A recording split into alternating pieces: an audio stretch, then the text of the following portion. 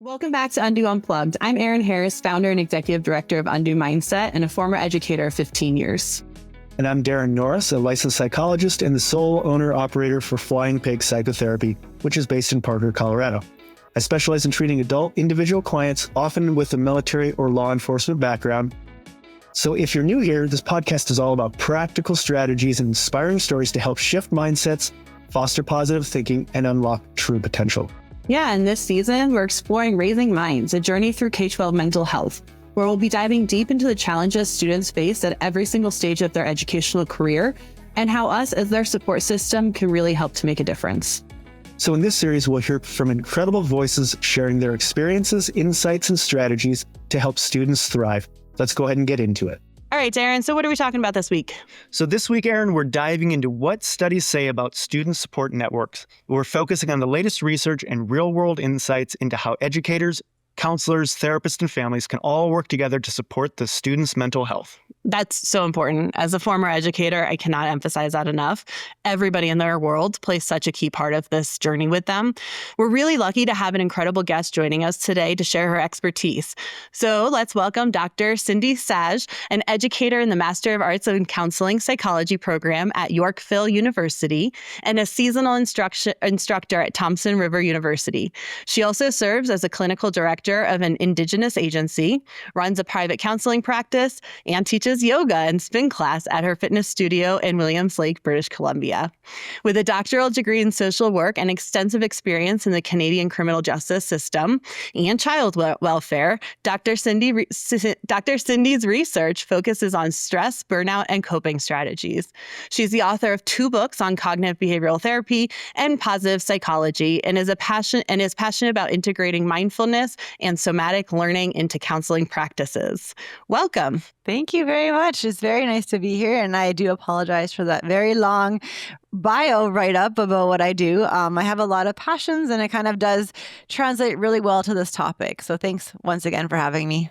I love it. When you have done all of that work, it's important to rock it. We're super grateful for all of that. So can you tell us a little bit more about yourself and the work that you do? Yeah. So as you mentioned, I am a counselor educator. So I do counseling with private practice. I do have a counseling team that I work with for supervision. And I actually train counselors to be counselors when they're done their program. So a lot of kind of teaching, but I'm also learning every day from everyone that I interact with. One of my biggest passions is really to kind of help, people who are working with others kind of stay in the field. How do they kind of, look for sustainability? How do they keep themselves, well in this field that is so high needs? Yeah, absolutely. All right. So before we get started, one thing that I recently have started to do, sort of like our icebreaker, is that we want to ask everybody to share something that is a human experience that could really help us destigmatize the human experience for other. #BeHuman. So if you don't mind sharing with us one thing that has happened to you this week or recently that you would like to share with us and our listeners, if you would like, I can start with an example. Wonderful. Sure. I also do therapy, and there's nothing like sitting there and one of 2 things happens. You either have a yawn, not because you're bored, but you just get a yawn, or worse yet, it's before lunch or sometimes just after lunch and the stomach goes. Yes. Yeah, and I feel like that's probably my everyday. I'm always hungry, so my stomach's always blah, blah, blah. But kind of what you're relating to in sitting with clients, and this is something that kind of surfaced recently. There's a lot of assessment tools out there, and a lot of talk around ADHD. And I do always query to kind of see with clients, like if that's what they're looking for. And I came across a newer tool that I hadn't actually looked at. And as I'm reading this tool, I'm pretty sure that I'm diagnosing myself with ADHD. And I was just like, how have I been in the field for this long? And I haven't actually come across this. And so, yeah, I definitely can say for a safe fact that I am neurodivergent. And this does come up when I was sitting with a client. So the surprise that happened in that moment of like, okay, then this is a moment for me as well. Perfect example for exactly what we're looking for. That's a superhuman moment. Very awesome.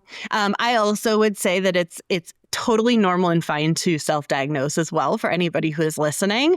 I have done the same. I think that the label is only what you make of it. And I think a self-diagnosis can sometimes give you a little bit more clarity on your own humanity. So I'm glad that you came to that conclusion. We'll jump in. We got a bunch of questions for you. So based on your research, what are the biggest mental health challenges faced by educators and counselors today? And you also have a different experience being north of the border. Yeah. Well, and I could almost put money that this is a problem that's where you're at, as well as burnout. Burnout is something that, with so much happening in the world, with so many, pressures out there to, keep up with evidence-based research, keep up with whatever's happening in the world, keep up with workload, things are just getting busier for everyone. And with that being said, so whether it is a workload, whether it is insufficient, rewards, whether it is not having enough, money or whatever's happening, we're always in the state of just needing to kind of move forward with ourselves. And so burnout is something that I do feel is one of the biggest challenges that we are facing as a world at this moment. So that's something that I put a lot of focus and time into working with others to help prevent burnout or help address burnout, because it's not so much like if you burn out, it's really when you're going to burn out. Well, and it's interesting too, because as I'm listening to you, I feel like one of the things that I feel like our students are experiencing too is a very similar burnout kind of. It sort of feels like everybody in that system too is feeling that way. Yeah. So how can schools use data to identify and address mental health challenges more effectively? And, obviously you're in a different area, so it might be a little different. I can definitely speak to it from a U.S. perspective. But what are they doing up there to really help identify students' needs as it pertains to mental health challenges? Yeah. And I think, really just being aware of what's happening in your schools, what's happening in your classrooms, being aware of the trends that are happening. So whether it is, vaping was a big thing happening up here, and then just kind of watching to see what's happening. And then there's this idea of, when people have troubles with drinking or depression or truancy or all these things come up, and they're seen in the classroom first and foremost. And if they're not seen in the classroom, it's the opposite of what you're not seeing in the classroom, right? If you're not seeing people engage, if you're not seeing people show up, that's also kind of letting us know that there's a problem with that. So really just paying attention to the students in the classroom, and I'm making that sound easy because we know that teachers have a lot on their plate, but even just noticing what they're not noticing is very important as well. Are you all doing in Canada, any sort of inventory of student mental health? What does that look like in their school system for identifying these students? Yeah, and it's actually interesting. Before this, I came from, I do work as a clinical director, but I also do hands-on. I work with my team in schools as well. And so we, for grade 7 students, kind of trying to be really proactive and address addiction and substance use and abuse early. We kind of, do a questionnaire for all the grade 7s. I do live in a smaller city, so we're able to kind of address that pretty quickly. But the school board has taken this initiative to, do this assessment tool for all grade 7s to kind of see what characteristics have in their personality type. So whether they are impulsive, whether they're sensation seeking, whether they are anxious, whether they're negative thinkers, that really does have an impact on then how they transition through school and how they then are more susceptible to different kind of addictions or different kind of high risk behaviors. So they kind of address getting research early to kind of offer the tools and supports needed for later on. Wonderful. Preventative. Very. Yeah, it's called Preventure, which is actually kind of a neat idea. So it does, teach to coping strategies that are not high-risk behaviors. So it kind of gives people the tools before they're kind of bored and not knowing what to do, or before they're kind of looking for that sensation. They're giving them the tools to find coping strategies. So it really is proactive, which is brilliant. What roles have you found that mindfulness, somatic learning, how do they play into supporting students' mental health? Yeah, and this is another great question. And looking at some of the education out there, zones of regulation was a great thing that schools started to put out. And when we're talking about zones of regulation, it kind of goes back to this hyper or hypo or even window of tolerance polyvagal theory around kids noticing if I'm getting really energetic, or if I'm getting really bored, or if I'm getting really revved up, what can I do? Also this idea of when we're acknowledging fight, flight, and freeze and what's ideal learning environments. So when we're looking at mindfulness and somatic experiences, if a child's coming down from a really, tense, stressful morning, they're going to be a little bit less likely to learn in that classroom.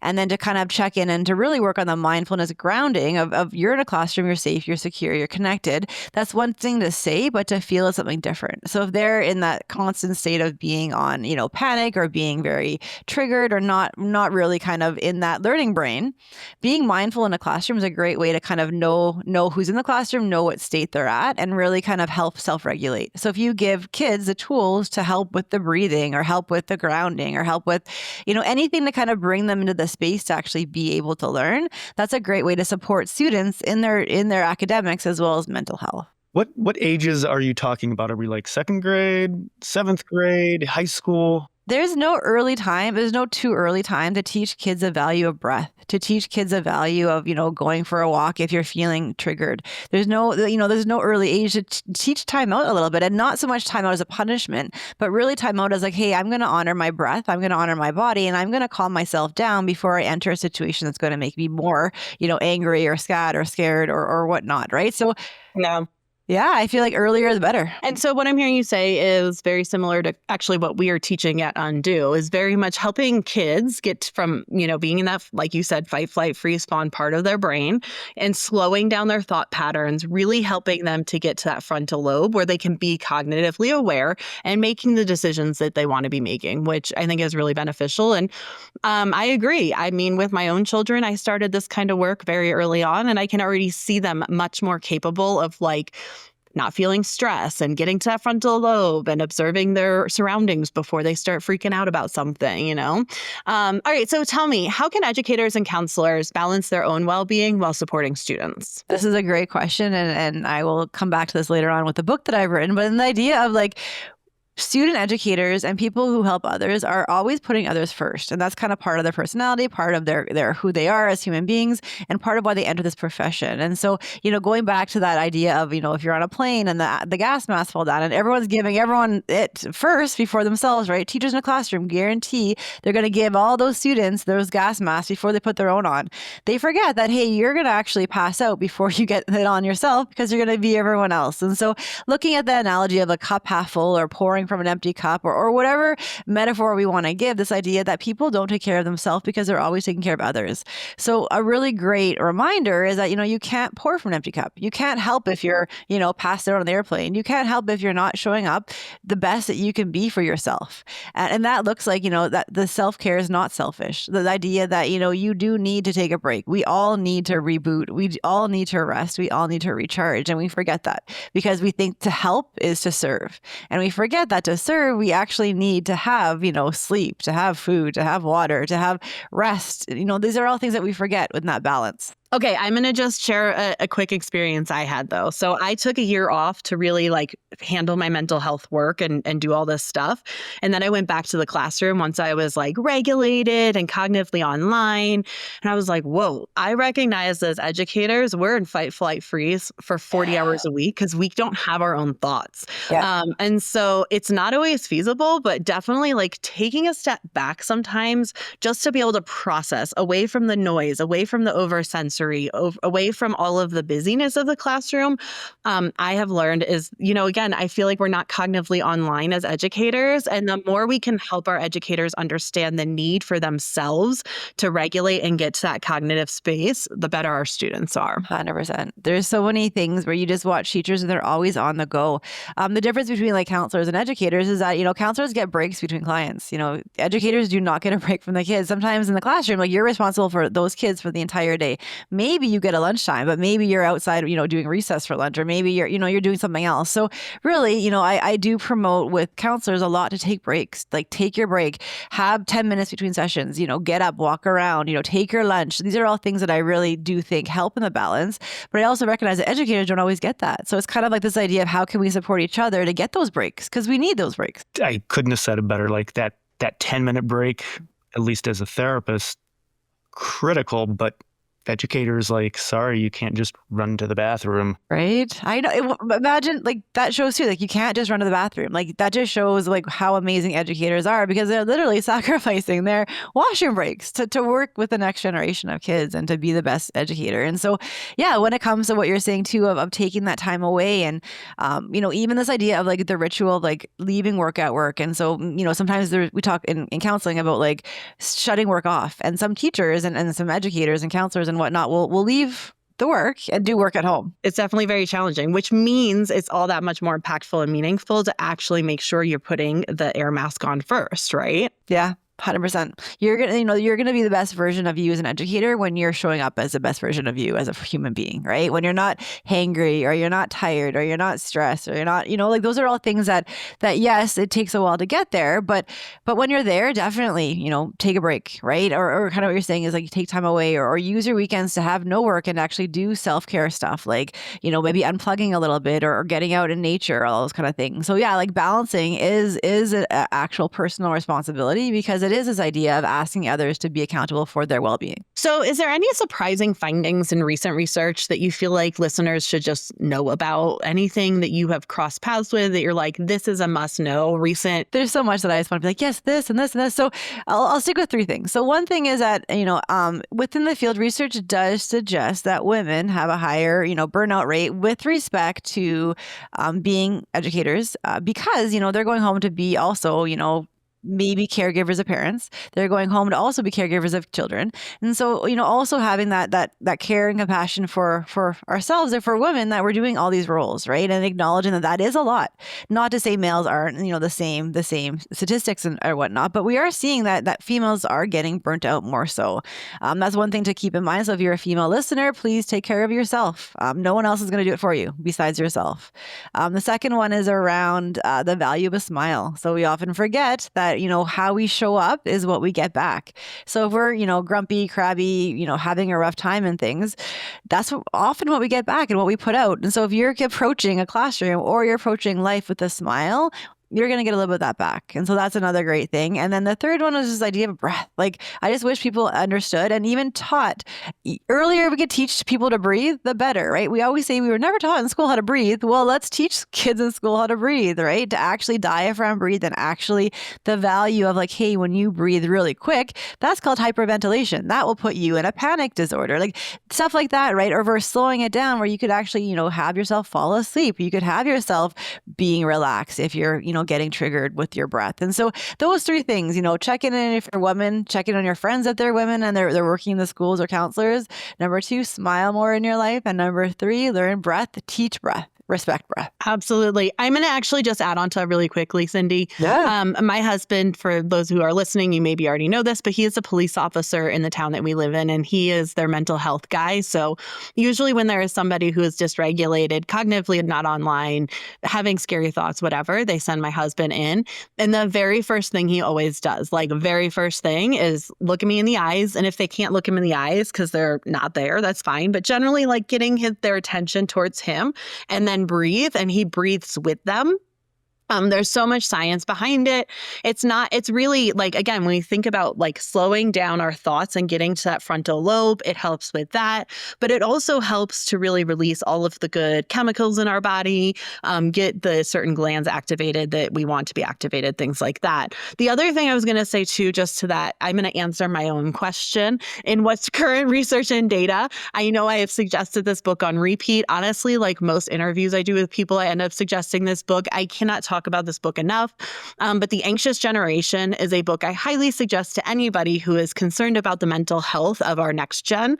It really talks about research that is very current post-pandemic research on a global scale, especially as it pertains to social media and the internet and all things that they're being overexposed to, which is actually honestly kind of shocking that hasn't even come up in this conversation yet.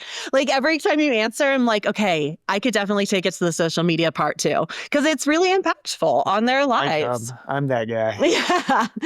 All right. So what is, one of the things, I don't know, again, in Canada, if this is the case, but one of the things I find frustrating as an American in our physical health world is that, sometimes when you have ailments that are all over the body, you go to one doctor for each of those ailments and nobody's like talking together. So you're never getting like that full picture, right? I feel the same way in mental health. We have people who are educators, counselors, schools therapists, school admin, like all these people, parents who are all trying to align themselves to make sure that there are really good supports for their students in the mental health world. How can they do that better? Like what is currently being done versus how can we really create this, like, I always say we need to bubble wrap the next gen, right? So how can we really create that bubble wrap for them? Collaboration. So within Canada, we have something called the Foundry, which is this really great hub that services a little bit older, so it's like about 12 to I think it's 26. So it's kind of this big, huge area of age group that often falls through the cracks also. This idea of between 16 and 19, and there's a lot of gaps in services. So even having one-stop shopping where you're getting a counselor, where you're getting, a doctor that's there as well. You're getting outreach support. You're getting school support. You're getting, sexual health support. So you're kind of getting this one-stop shop where they're all kind of there and they're all relevant, and they're all, whether it's also talking about culture that's there, they have different workshops that come in. So just having a safe place, I think is the first step. And then, collaborating, knowing that there's, looking at wellness and looking at wellness from different dimensions. You can't really get strong in one and think that's going to be enough. We actually need the whole wheel for things to move forward. And so just even acknowledging the humility in our field is that, hey, we don't need to be everything for one person, or we don't need to be everything to that one person. And this idea of sharing resources, sharing, experts, knowing that we all have a seat at the table. Because you're absolutely right. If we're talking about holistic health and this person has, something happening to them, it can be mental health, it can be physical health, it can be social, it can be environmental, it can be many things. So it's kind of we need to ask the right questions with the right people from the right angles in order to do the best service for our kids and for each other. Here's a real practical one. How can mindfulness practices be integrated into school-based mental health programs? Yeah, so a little bit of the introduction talked about yoga. And this is something that in Canada schools we are doing, and I think is phenomenal, is that going back to teaching breath, teaching self-regulation, teaching this idea of it's okay not to be okay. And when you're not okay, there's things that you can do to help you. And so just really building up that autonomy, that self-independence around being in control of our nervous system, being in control of regulating our central nervous system, teaching kids about, hey, when you get upset, this is what happens. And then also one thing I talk a lot about with kids is feelings are like farts. And everyone's always like, what? And I'm like, yeah, think about it. Feelings are like farts. Farts are big and stinky. If you hold them in, they hurt your stomach. They hurt. Yeah. And then what happens to a fart after a couple seconds? Goes away. Goes away. So feelings will go away, just like the smell of farts go away.